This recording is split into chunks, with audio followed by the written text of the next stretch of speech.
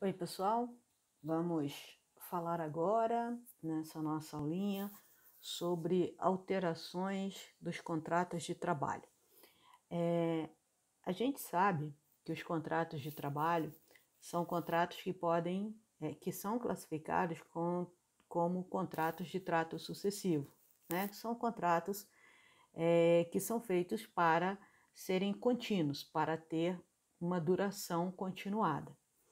Então, embora seja chamado de alteração do contrato de trabalho, o que há, na verdade, o que pode haver, são alterações nas cláusulas desses contratos, né? Nas cláusulas que estipulam direitos e deveres. Entretanto, a doutrina chama de alteração do contrato de trabalho, mas são alteração nas cláusulas dos contratos de trabalho, né? A modificação das suas cláusulas. E por que acontece essas modificações das cláusulas, né, em relação àquilo que foi pactuado inicialmente? Justamente para permitir a continuidade do contrato de trabalho, para adequar o contrato de trabalho a determinadas realidades, né, que regem aquela relação. Pode ser para aumentar o salário, pode ser para mudar a função, pode ser para haver uma mudança de jornada, enfim, são várias as hipóteses que levam à alteração do contrato de trabalho. E a gente tem, na verdade, uma classificação doutrinária em relação a essas alterações que podem acontecer. É importante dizer que, como tudo em direito, né, sobretudo no que tange a matéria classificação, existe uma variação doutrinária. Então, a classificação que eu vou falar com vocês aqui agora, por exemplo, é uma classificação adotada pela professora e desembargadora do TRT1, a professora Wólia Bonfim, tá? Você pode pegar o livro do Luciano Martinez e encontrar uma classificação diferente, Maurício Godinho, Délio Maranhão, enfim, cada doutrinador pode adotar, né, uma classificação mais enxuta, mais extensa.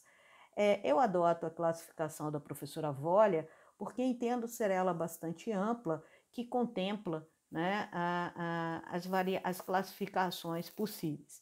Então, segundo a professora Wólia Bonfim, a gente pode ter uma alteração contratual qualitativa ou quantitativa, né? Então, ela fala aqui, em relação ao conteúdo, nós podemos ter as quantitativas, aquelas que dizem respeito à duração do contrato de trabalho e também ao salário, e as qualitativas, que dizem relação à função, ao local de trabalho,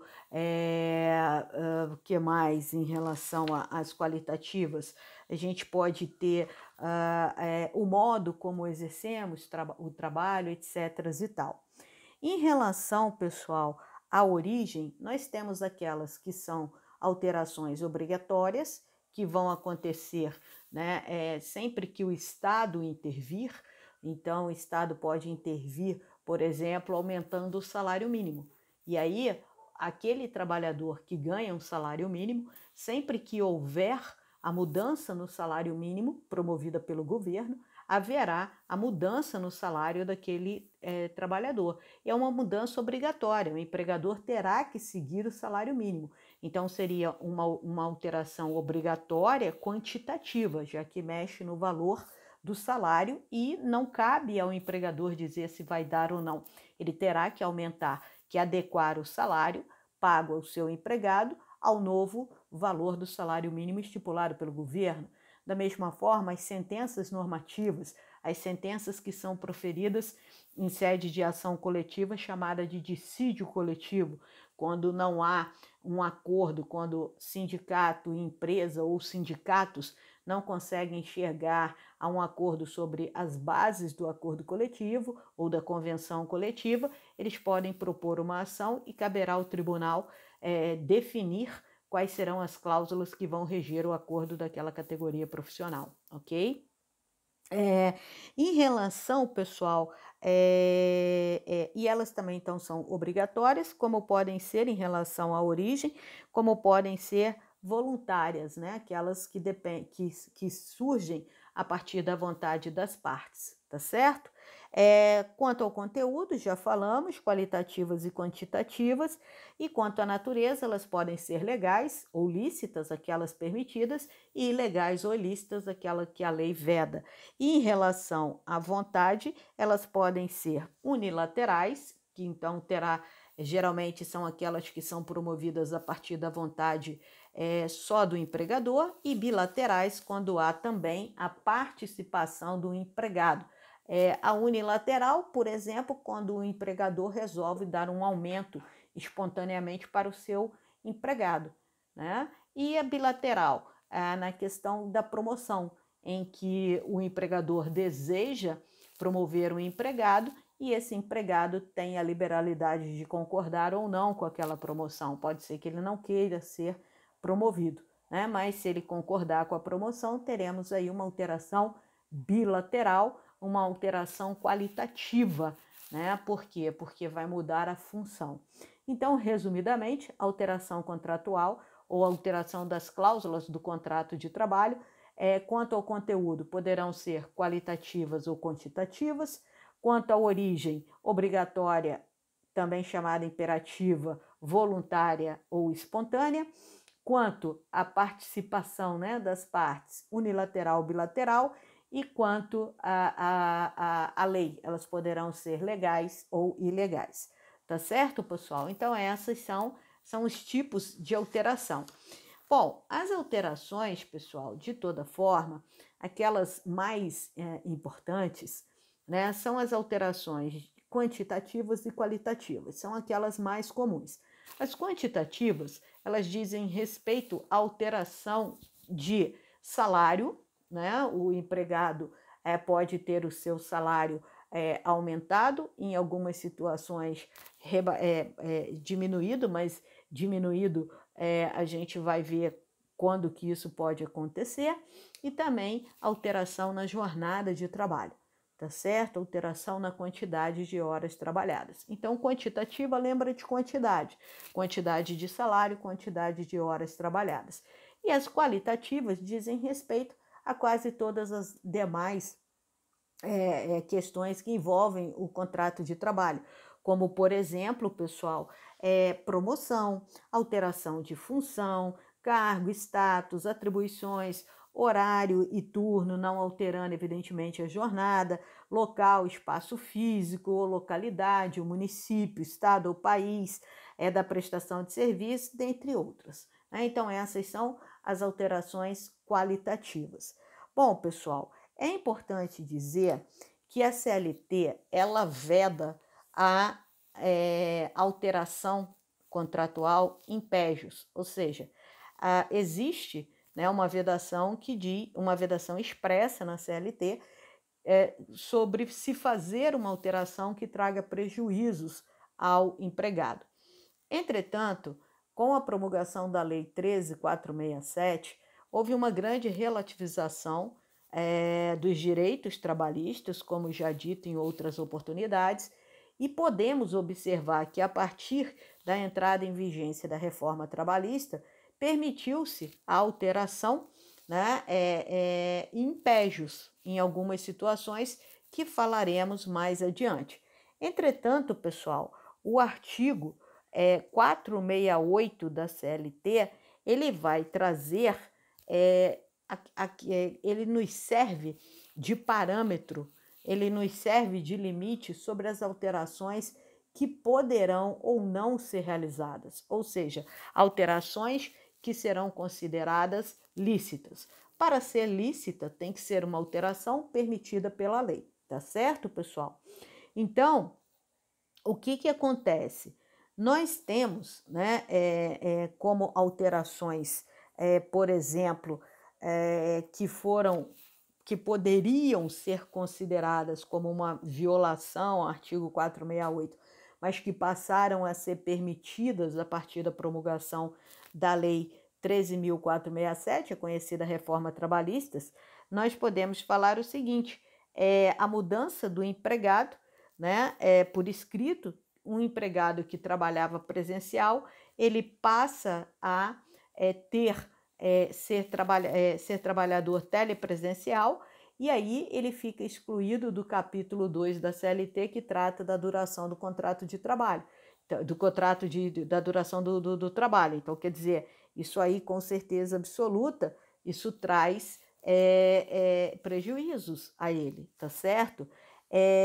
Por exemplo, também, pessoal, o empregado que ganha salário maior ou igual a 2 vezes o teto do benefício previdenciário, o teto da Previdência, aquele valor máximo que as pessoas podem ganhar da Previdência a título de qualquer benefício, né? E essa pessoa, então, se tiver um salário superior a 2 vezes o teto da Previdência e ainda for uma pessoa que tenha diploma superior, ela pode abrir mão das vantagens da norma coletiva. Ela pode não querer, né, dizer que aquilo que for acertado entre empresa e sindicato nos acordos coletivos não se aplicará ao salário dela, né, ao contrato de trabalho dela. Então, veja, ela está renunciando a determinadas conquistas que o sindicato da sua categoria possa vir a fazer.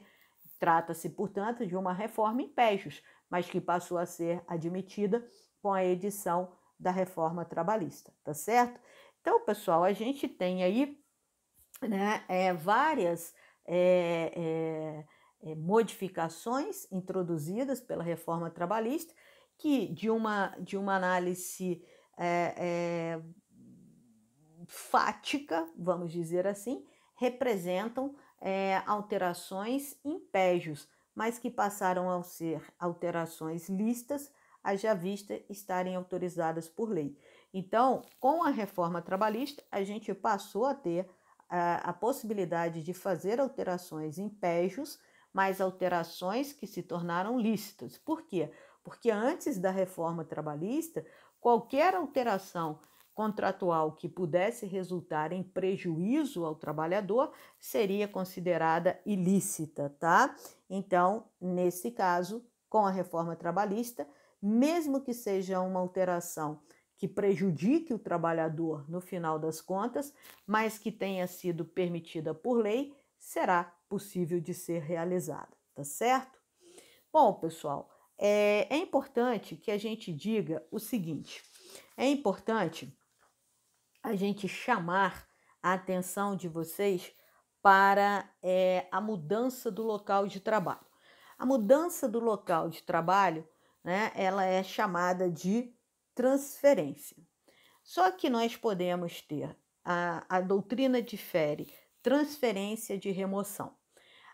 Para a doutrina, a remoção é quando você vai mudar o seu local de trabalho, entretanto, sem a necessidade de você mudar o seu domicílio, sem a necessidade de você mudar a sua residência. Ou seja, você vai trabalhar num outro município, num outro bairro, sem que isso leve a necessidade de você mudar a sua residência.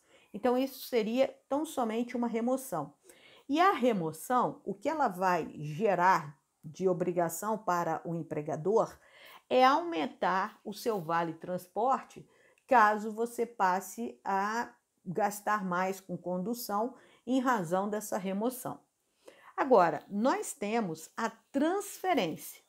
A transferência, pessoal, ela pode ser temporária, você vai trabalhar, vai ser transferido temporariamente, ou ela pode ser permanente. E o que difere a transferência da remoção? O que difere a transferência da remoção nada mais é do que a necessidade de mudança de domicílio. Ou seja, se você tiver que mudar de domicílio, você então está sendo transferido. Imagina que você trabalha aqui em Volta Redonda e você vai ser transferido para São Paulo. Por certo, você terá que se mudar para São Paulo. Não tem como você ficar indo e vindo todos os dias, né? Se tornaria uma coisa quase que impensável. Ou a gente pode ir mais longe ainda, você ser transferido para o Pará. Aí é que você não consegue ir e vir todo dia, você terá que se mudar para lá. Então, isso se chama transferência. Sempre que houver a necessidade motivada pela sua mudança do local de trabalho, você também tem que mudar o seu domicílio. A transferência, ela vai gerar dois direitos para o empregado transferido. Bom, ela é uma mudança qualitativa, considerando que ela mudou o seu local de trabalho, então é qualitativa. E ela gera dois deveres para o empregador, ou dois direitos para o empregado, a depender do tipo de transferência que você está discutindo. Se falarmos em transferência permanente, aquela em que você vai ser transferido e não tem data para retornar e, na verdade, nem sabe se retorna, a priori você vai ficar trabalhando lá daquele momento até o término do seu contrato de trabalho.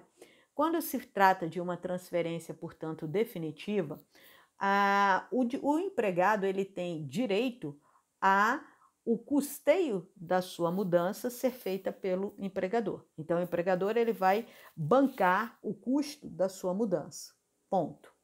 Agora, quando estivermos falando de uma transferência provisória, aquela em que você vai ficar, por exemplo, num outro estado, trabalhando lá por 6 meses, tá? Não importa que você tenha cargo, exerça cargo de confiança, não importa que no seu contrato de trabalho já tivesse uma cláusula dizendo que você poderia ser transferido de localidade, né? Havia uma discussão sobre isso na doutrina, né? Se aqueles que exercem cargo em confiança, de confiança, ou se houvesse uma cláusula no contrato de trabalho dizendo que o trabalhador poderia ser transferido, tá certo? Se essas pessoas teriam direito ao que chamamos de adicional de transferência.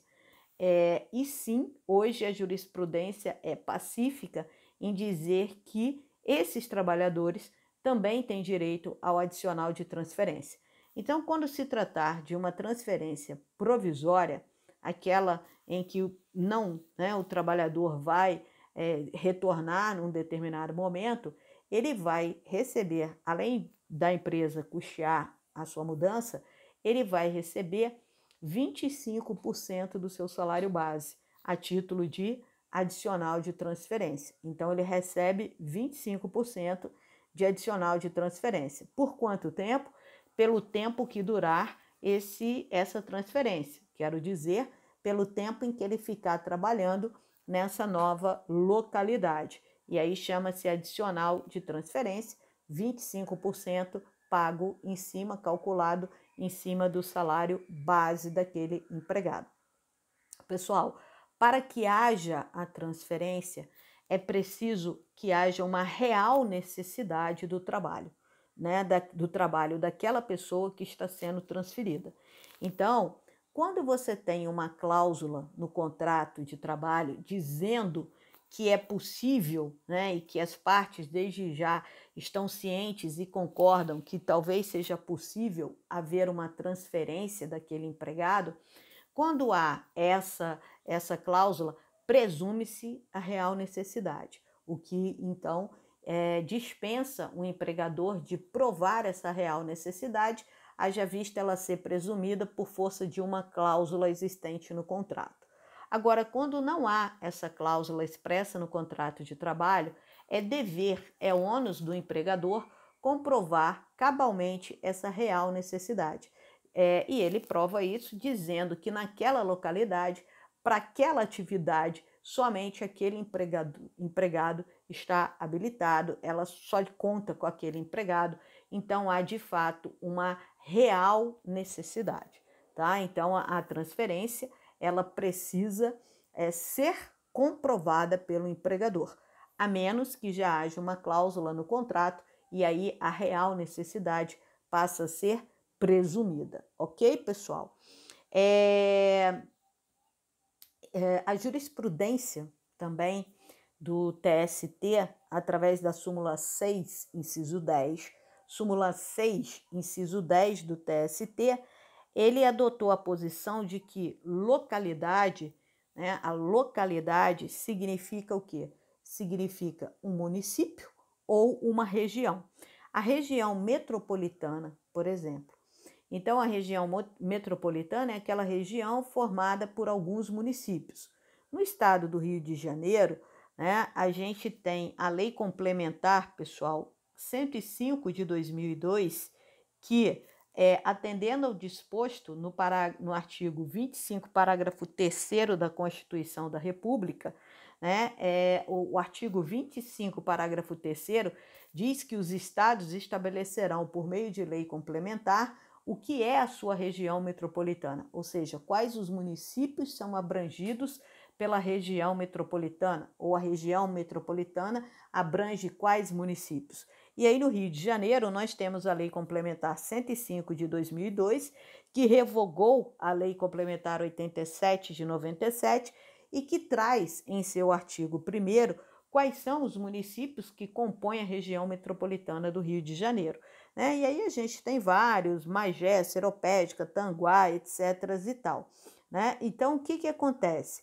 A transferência é a mudança do empregado do local diverso daquele inicialmente, né, contratado, desde que importe, digo, necessariamente na mudança de município e de residência.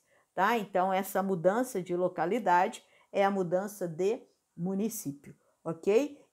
E não adianta ser um município, por exemplo, ele mudou, ele trabalhava em Volta Redonda, vai trabalhar agora em Barra Mansa. Isso não requer a mudança. Você pode ir todos os dias para Barra Mansa. Né? Isso é uma coisa muito comum, as pessoas que trabalham em Barra Mansa moram em Volta Redonda e vice-versa. Então, isso não seria uma transferência, isso seria uma remoção, porque não exige que você mude o seu domicílio. É possível que você vá e venha todos os dias e o máximo é que você passe, de repente, a gastar um pouco mais com o Vale Transporte e aí o seu empregador terá que arcar com isso. Ok, pessoal? O que mais que nós podemos falar sobre transferência? Devemos falar, pessoal, que sobre a questão do empregado de confiança também e sobre a existência da cláusula no contrato de trabalho já prevendo uma transferência, que havia, lembrem-se, eu falei, uma divergência, se essas pessoas teriam ou não direito ao adicional de transferência, aquele de 25% sobre o salário base que será pago enquanto durar a transferência, a súmula 113, a OJ 113 do TST já firmou, tá certo, pessoal? Já firmou entendimento de que essas pessoas também têm direito a receber o auxílio, o adicional de transferência. Pessoal, também é importante a gente falar sobre uma outra alteração contratual que é a promoção. A promoção, ela tem uma controvérsia, né, doutrinária, se o empregado poderia ou não recusar uma promoção, né? Se ele teria que aceitar a promoção ou se ele pode negar a promoção. E aí a gente tem, por exemplo, pessoal, o Délio Maranhão, por exemplo, que diz que ele não poderia negar uma promoção. Por quê? Porque a partir do momento em que ele entra numa empresa, presume-se, né, que eles pretendem evoluir. Então, por essa razão, ele não poderia negar uma promoção.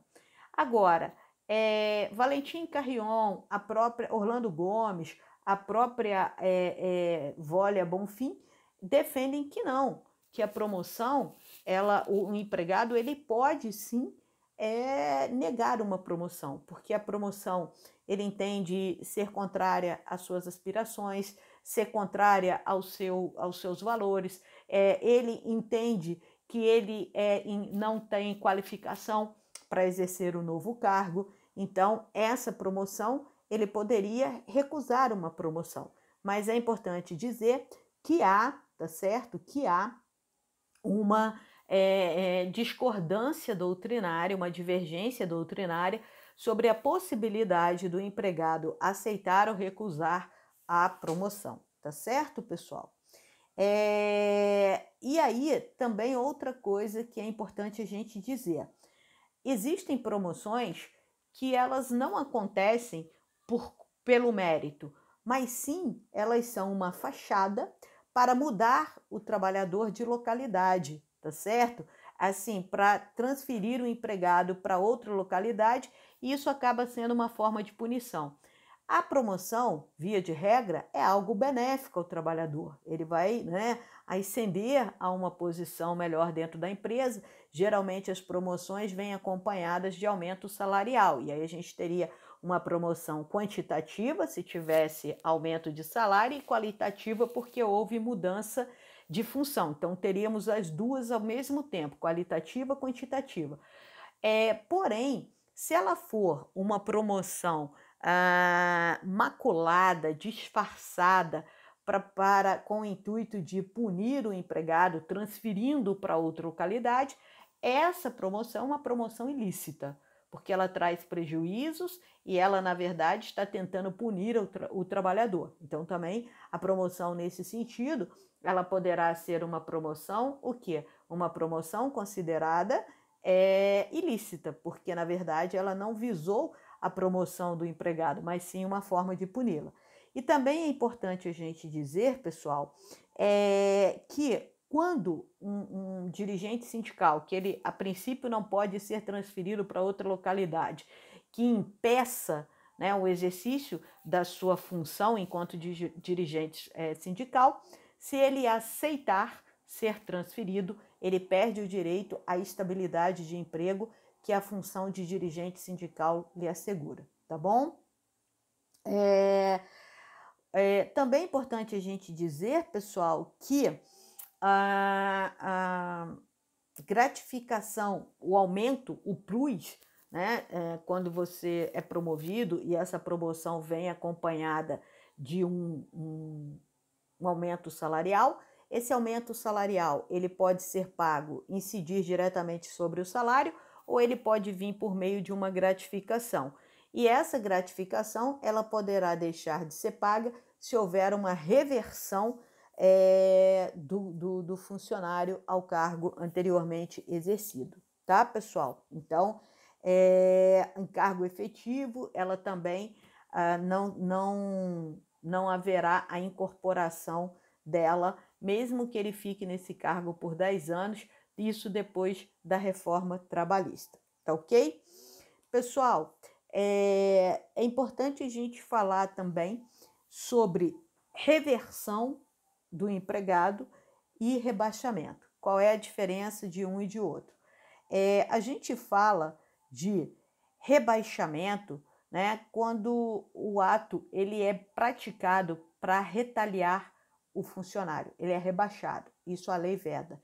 E a retrocessão ou a reversão, pessoal, é quando ele ocupava um cargo de confiança e ele é revertido, ele retorna ao seu cargo efetivo. Isso é permitido pela legislação, tá certo, pessoal? Fora isso, o que nós temos mais? Alteração de jornada de trabalho. Alteração de jornada de trabalho, hoje, né, também sofreu uma certa flexibilização. É possível compensar a jornada extraordinária, as horas extras, através de banco de horas. Antes da reforma trabalhista, esse banco de horas ele tinha que ser instituído por norma coletiva, ou seja, com a participação dos sindicatos, deveria ser registrado junto ao Ministério do Trabalho e Emprego. Após a reforma trabalhista, é admitido que haja a instituição de banco de horas, até mesmo por acordo individual firmado entre empregado e empregador, tá certo? Que mais, pessoal? Também podemos falar que o serviço extraordinário, ou ele vai ser pago, né, com adicional previsto, ou compensado lá em banco de horas.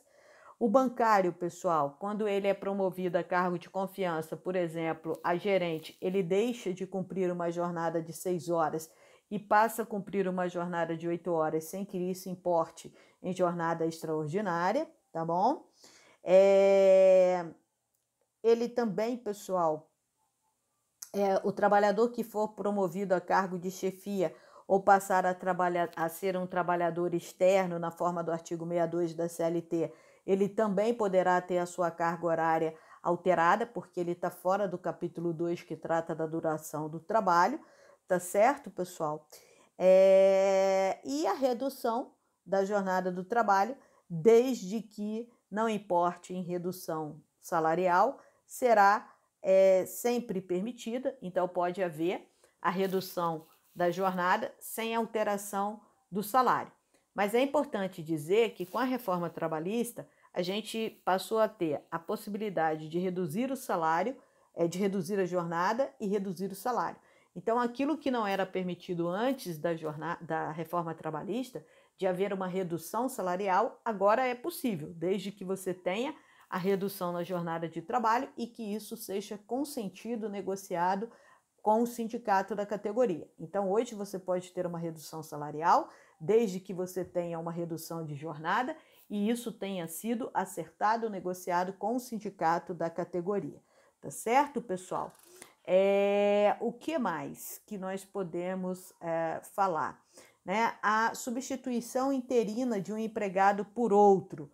Então, quando você vai ter interina, então é uma substituição temporária, né? Aquele trabalhador ele vai estar substituindo o outro, ele vai ganhar durante o período de substituição os salários e as vantagens recebidas por aquele trabalhador que ele está substituindo, e no retorno do trabalhador substituído, o substituto, aquele que o substituiu, retorna à sua atividade, ao seu cargo efetivo, evidentemente deixando de perceber o salário e as vantagens que recebeu durante a substituição, tá? Bom, há que se falar ainda, pessoal, apenas do ius variante, que é o que é o ius variante? É o poder diretivo do empregador, né? O empregador ele tem o poder de dirigir os seus negócios, afinal de contas ele assume os riscos do negócio, e é a partir desse direito, do ius variante, né, ou do poder diretivo, que ele pode promover essas alterações nas cláusulas dos contratos de trabalho. E sempre que for uma alteração ilegal, né, ou com a qual o trabalhador não concordar, ele pode praticar o seu ius resistente, né, que é o seu direito de resistir, e aí ele pode promover uma ação trabalhista para resistir àquela alteração, sobretudo se tratar de uma alteração ilícita pretendida pelo empregador, tá bom?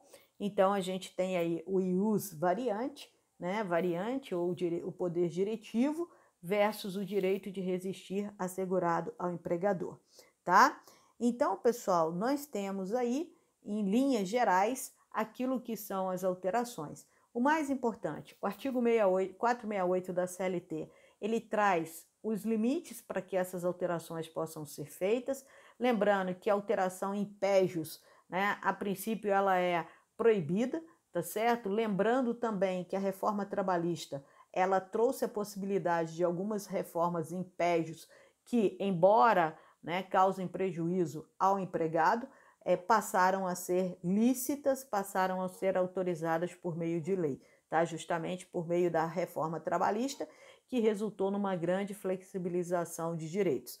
Então, quando se tratar de uma alteração de cláusulas, devemos analisar à luz do 468, que podemos dizer ser o limite para que as alterações sejam feitas. As alterações feitas dentro dos limites do 468 são alterações lícitas. As alterações que fugirem a esses limites e que, sobretudo, trouxerem prejuízos ao empregado e que não sejam, evidentemente, né, que não seja ali inserida no rol de alterações em pégios possibilitadas ou possíveis a partir da reforma trabalhista, o trabalhador não é obrigado a aceitar, ele pode seguir, né, resistir, exercer o seu direito de resistência, promover uma ação trabalhista específica para, inclusive, resistir a essa alteração. E aí, peço que vocês atentem para a transferência, né? Atentem para a redução salarial que pode hoje acontecer desde que seguida por uma redução de jornada negociada com o sindicato da categoria, tá certo? E vocês analisarem. Bom, será lícito? Será ilícito? Resulta em prejuízos, mas está dentro ali dos limites do 468 ou houve uma mudança nessa alteração promovida pela legislação trabalhista? Ao longo da CLT, a gente tem uma série de alterações contratuais, né, que derivam do ius variante do poder diretivo do empregador. E aquela classificação, né, da professora Volha, é muito importante também saber quais são quantitativas e qualitativas as mais estudadas, né? Quantitativa se refere à alteração de salário e jornada, qualitativa às demais características do contrato de trabalho.